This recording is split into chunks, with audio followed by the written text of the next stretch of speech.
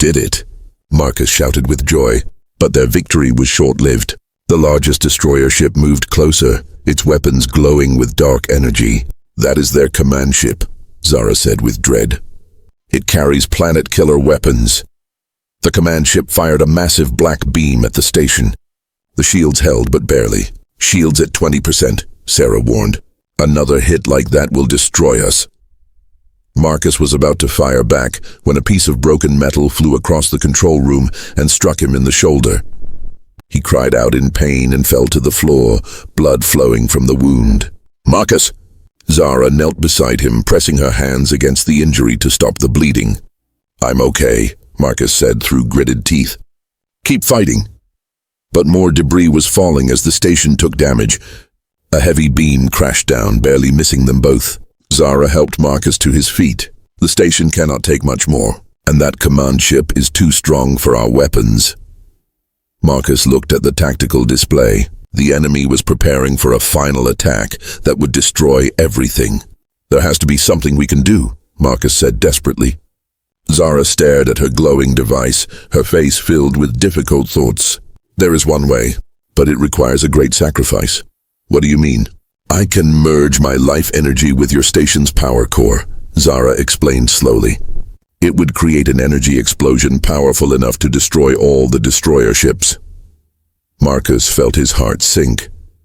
"But what would happen to you?" "I would die in the process," Zara said simply. "My life force would become part of the station's energy." "No." Marcus grabbed her hands. "There has to be another way." "I just found you. I can't lose you too." Zara smiled sadly.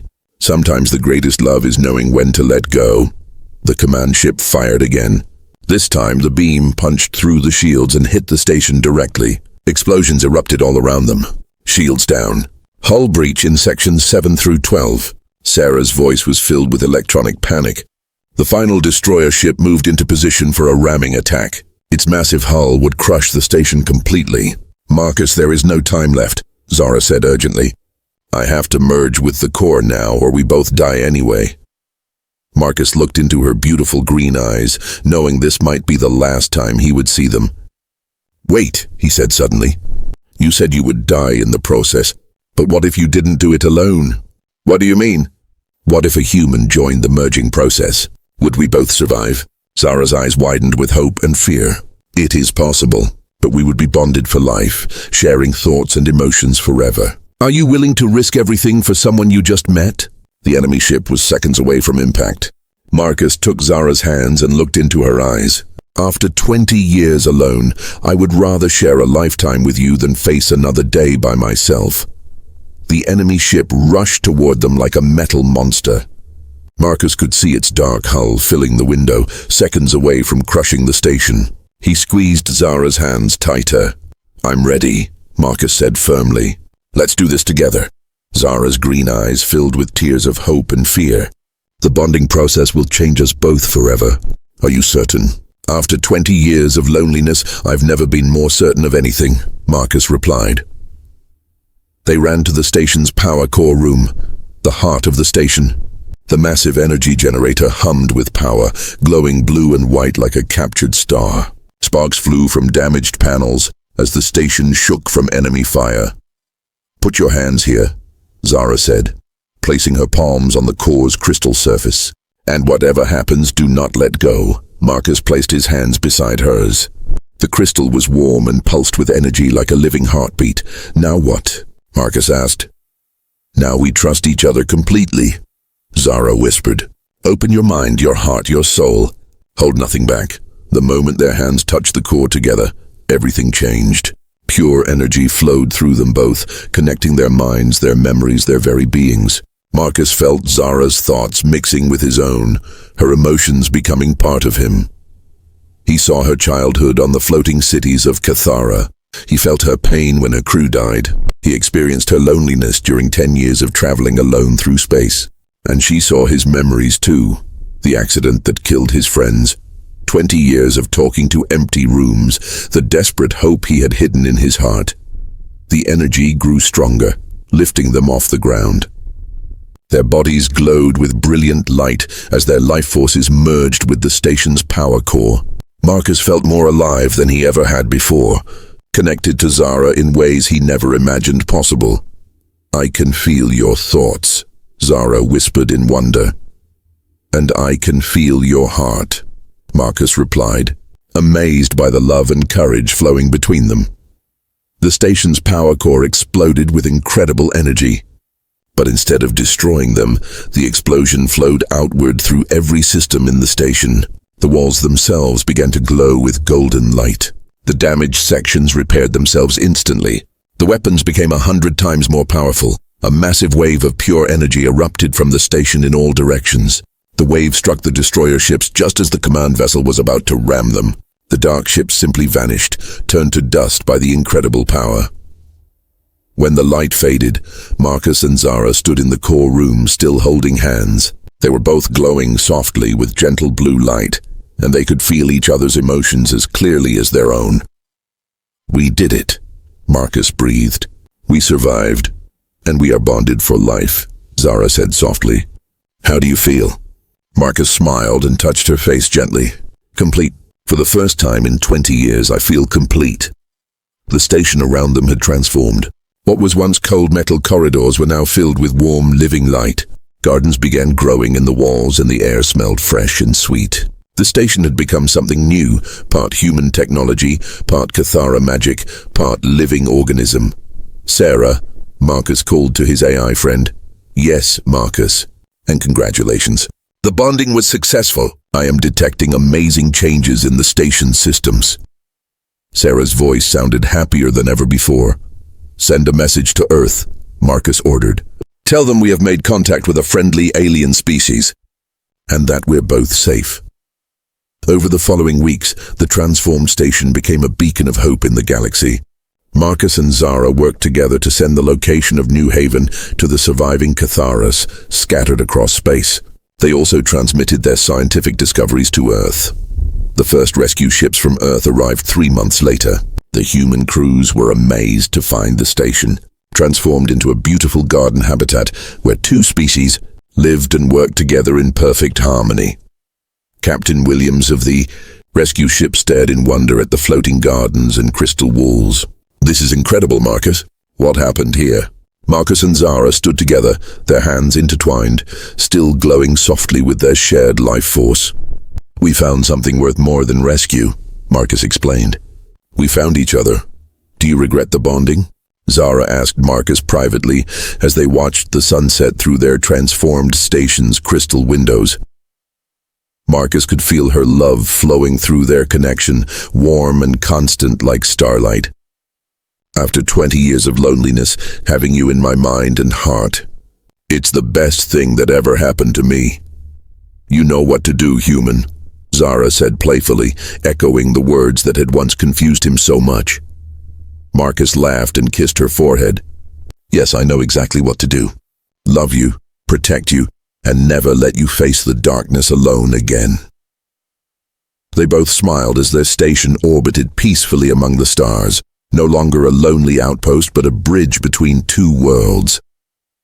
Marcus Rivera had kept his promise to stay at the station, but now he understood why fate had brought him there.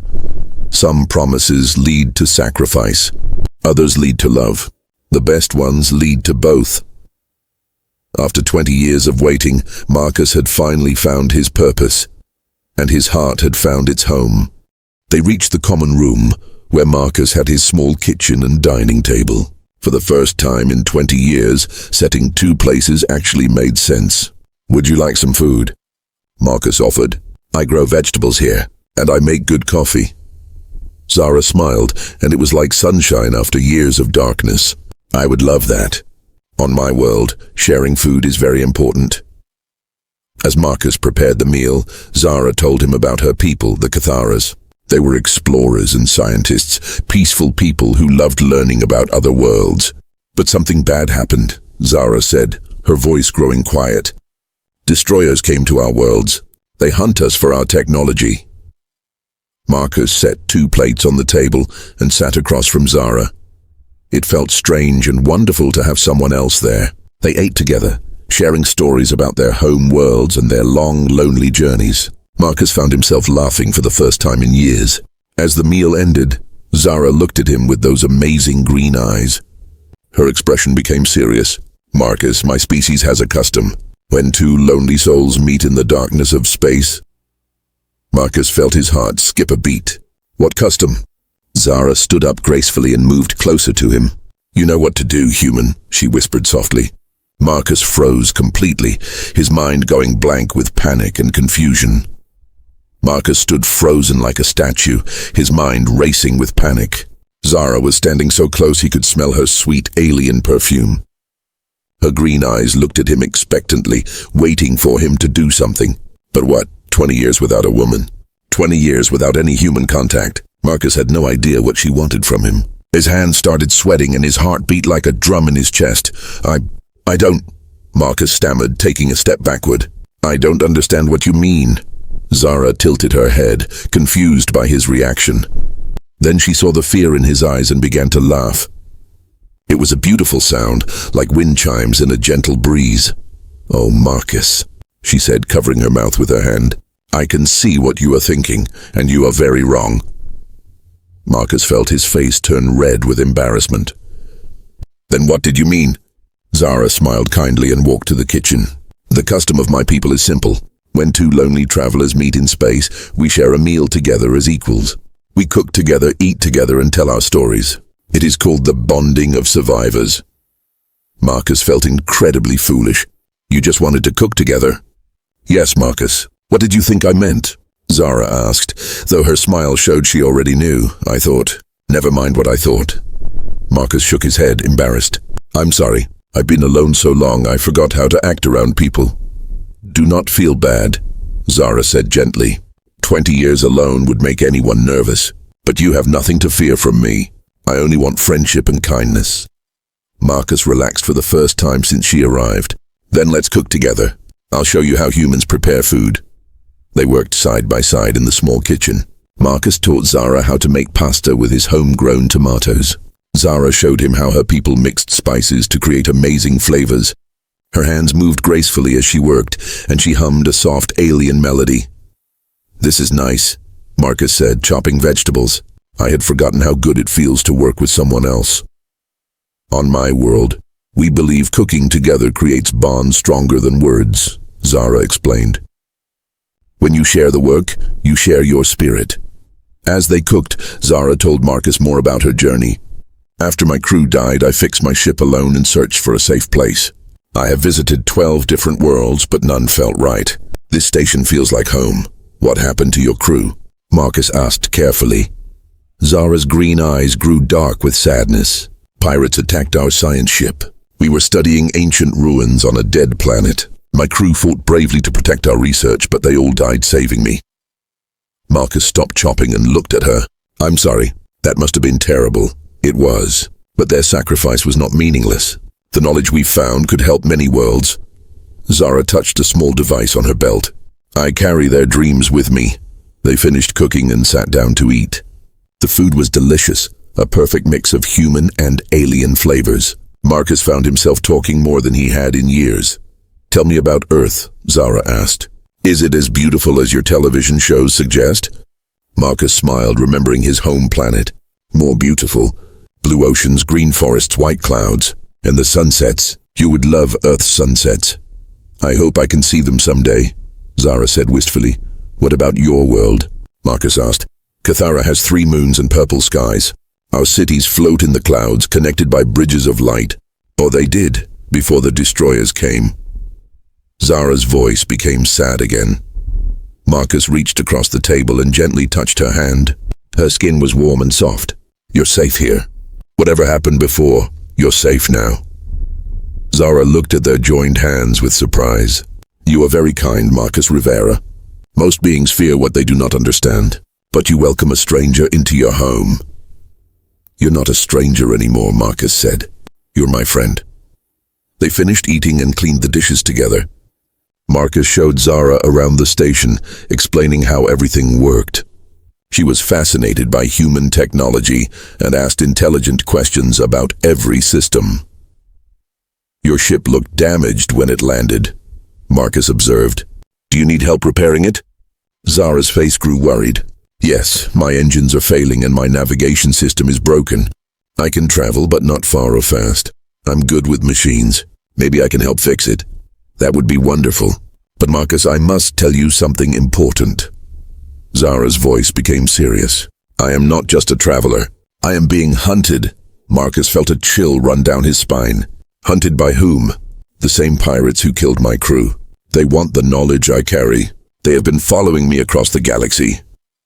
Before Marcus could respond, loud alarms began blaring throughout the station. Red warning lights flashed everywhere. Warning, multiple ships approaching. Hostile signatures detected, the computer announced. Zara's face went pale with terror. They found me. The destroyers are coming. Marcus stood up quickly. Who are the destroyers? The ones who killed my crew. Zara whispered, her voice shaking. And they want me dead. The station shook violently as enemy ships surrounded them. Marcus grabbed Zara's hand and pulled her toward the control room. Red warning lights flashed everywhere, and the computer's voice echoed through the halls. 5 hostile ships detected. Weapons charging. Impact in 3 minutes. Marcus ran to the main control panel, his fingers flying over buttons he had not touched in 20 years. Sarah, activate all defense systems. Marcus, the weapons have not been used in 20 years. They may not work properly, the AI warned. We have to try. Marcus shouted over the alarms. Zara stood beside him, her green eyes wide with fear. Marcus, you do not understand. These are not ordinary pirates. They are destroyers from the Vorthan Empire. They have technology far beyond yours. Then why are they after you? Marcus asked while starting up the station's old laser cannons. Because I am not just any Cathara, Zara said quietly. I am Princess Zara of the Royal House, and the data I carry contains the location of New Haven. Marcus stopped what he was doing and stared at her. You're a princess? Yes. A New Haven is a secret world where my people plan to rebuild our civilization. If the destroyers get this information, they will find and destroy the last of my species. The station shook again, harder this time. Through the windows, Marcus could see 5 black ships surrounding them. They looked like metal sharks, sleek and deadly. Warning, enemy ships opening fire, the computer announced. Bright red laser beams struck the station's shields. The lights flickered, and the floor vibrated under their feet. Shields at 60%, Sarah reported. Marcus activated the station's weapons. 2 laser turrets extended from the hull and began firing back at the enemy ships. The old weapons worked, but they were weak compared to the destroyer ships. It's not enough, Marcus said grimly. Our weapons are too old and small. Zara moved to another control panel. Let me help. My people's technology might work with your systems. She pulled out the small device from her belt. It glowed with blue light and had strange alien symbols on its surface. Zara connected it to the station's computer. What are you doing? Marcus asked. Boosting your power systems with Cathara energy cells, Zara explained, her hands working quickly over the controls. Suddenly, the station's weapons became much stronger. The laser beams turned from red to brilliant blue, and they struck the enemy ships with incredible force. Shields at 90% and rising, Sarah announced with surprise. One of the destroyer ships exploded in a ball of fire. The other 4 ships moved back, apparently shocked by the station's new power. Marcus Rivera opened his eyes to the same cold metal ceiling he had seen for the past 20 years. Day 7305. He knew the exact number because he marked each day on the wall next to his bed. 7,305 tiny lines scratched into the metal, each one a reminder of how long he had been alone. The space station hummed quietly around him. Station Alpha 7 was his home, his prison, and his purpose all at once. Marcus rolled out of bed and walked to the small window. Outside, the black emptiness of space stretched forever. No stars, no planets, just darkness. Good morning, Sarah, Marcus said to the air. Good morning, Marcus.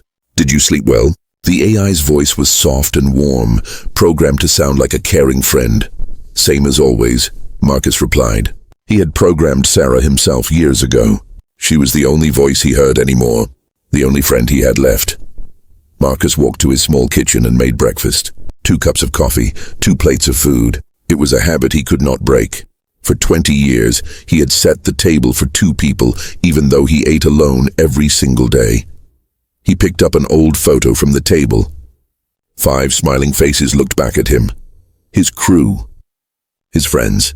Dr. Lisa Chen, the smart scientist who always made jokes. Captain Rodriguez, who told the best stories. Engineers Blake and Thompson, who could fix anything. And Sarah Williams, the real Sarah, who inspired the AI's voice. They were all gone now. Marcus remembered that terrible day. The accident in the reactor room. The explosion that killed 4 of his friends instantly. Sarah Williams lived for 3 days after, long enough to make Marcus promise something important. "Don't leave the station," she had whispered with her dying breath. "The mission is too important. Earth needs to know about the signals. Promise me, Marcus." He had promised, and for 20 years he had kept that promise. Marcus finished his breakfast and walked to the control room. Hundreds of lights blinked on the computers. For 20 years, these machines had been listening to space, recording strange signals from far away. Alien signals, the reason Earth had sent them here. "Any new signals today, Sarah?" Marcus asked. "The usual patterns from the Vega system." "Nothing new," the AI replied. Marcus nodded and sat down at his desk. He had learned to understand many of the alien signals over the years. Some were simple messages, others were complex mathematics. All of them proved that humans were not alone in the universe. But knowing aliens existed and actually meeting them were very different things. Marcus spent his morning organizing the signal data. This information would be gold to the scientists on Earth. If he ever saw Earth again, the rescue ships were supposed to come after 5 years, then 10 years. Now it had been 20 years, and still no rescue. Maybe Earth had forgotten about him. Maybe they thought he was dead. Sometimes Marcus wondered if he really was dead, and this was just a strange dream. "Marcus," Sarah said suddenly, "you have been very quiet today. Are you feeling sad again?" Marcus smiled sadly. Even an AI could tell when he was depressed. "I'm fine, Sarah, just thinking." "About what?" "About people. Real people. I used to know how to talk to them, laugh with them, share stories. Now I talk to a computer all day." "I am not just a computer, Marcus. I am your friend, I know, and you're a good friend. But sometimes I wonder what it would be like to touch another person's hand, to look into real eyes, to have a real conversation." Marcus walked to his exercise room and worked out for an hour. Staying healthy was important, even if no one else would ever see him again. After exercise, he took a shower and put on clean clothes. Another habit from the old days, when appearance mattered. The afternoon passed slowly. Marcus read books on his tablet, played chess against the computer, and worked in his small garden. He had managed to grow tomatoes and lettuce in the station's hydroponics lab. Fresh food was a luxury in space. As evening came, Marcus made dinner. Again, 2 plates. Again, eating alone. "Sarah, do you think I'll ever see another person again?" he asked while washing dishes. "I hope so, Marcus. You deserve to have real friends. Sometimes I dream about it." Someone knocking on the station door. A real voice calling my name. Crazy dreams. Marcus was about to go to bed when suddenly all the computers started beeping loudly. "Sarah, what's happening?" "Marcus, I'm detecting a new signal. Very close. Very strong." Marcus ran to the control room. The main screen showed a blip moving toward the station. "What is it, Sarah? A meteor? Space junk?" "No, Marcus. It's a ship. An unknown ship." Marcus felt his heart beating fast. After 20 years of loneliness, this could not be real. "Computer, what species is that ship?" Marcus asked, his voice shaking. "Unknown, Marcus, but it's landing." Marcus stared at the screen in shock. "After 20 years, someone's finally here." Marcus stared at the screen, his hands shaking. After 20 years of complete silence, a ship was actually landing on his station. His heart pounded so hard he could hear it in his ears. "Sarah, are you sure this is real?" Marcus whispered. "Yes, Marcus. The ship is docking at Bay 2, life signs detected inside." Marcus ran to his room and looked at himself in the mirror. His hair was messy, his clothes were old, and he had not shaved in 3 days. What would the visitors think of him? He quickly put on his best shirt, the blue one he had saved for special occasions. He combed his hair and brushed his teeth twice. His hands were still shaking as he tried to make himself look normal. "How do I talk to people again?" Marcus asked himself. For 20 years he had only talked to Sarah. Real conversations with real people seemed impossible now. He practiced in the mirror. "Hello, welcome to Station Alpha 7. My name is Marcus Rivera." His voice sounded strange and rough. He cleared his throat and tried again. "Hello, I'm Marcus. Nice to meet you." Better, but his voice still shook with nervousness. Marcus walked slowly toward the docking bay. Each step felt heavy. What if the visitors were dangerous? What if they could not speak English? What if they took one look at him and left?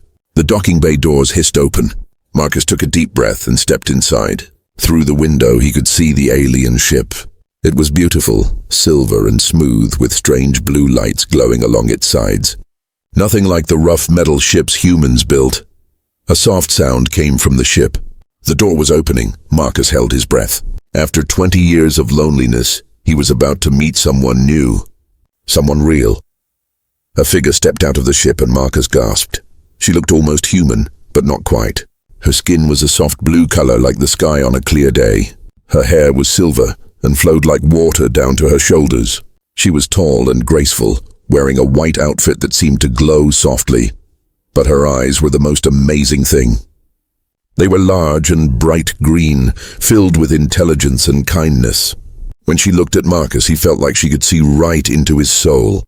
"Hello," she said in perfect English. Her voice was musical, like singing. "You must be the human who lives here." Marcus opened his mouth, but no words came out.